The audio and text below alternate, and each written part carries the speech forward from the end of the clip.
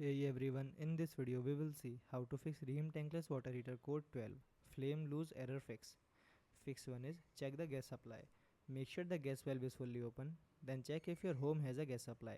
If you recently changed the gas tank, make sure it is not empty. Restart the water heater and see if the error is gone.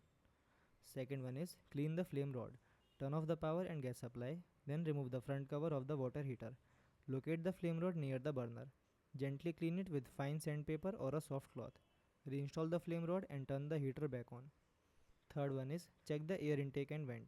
Inspect the air intake and exhaust vent, then remove any leaves, dirt, snow, or other blockage.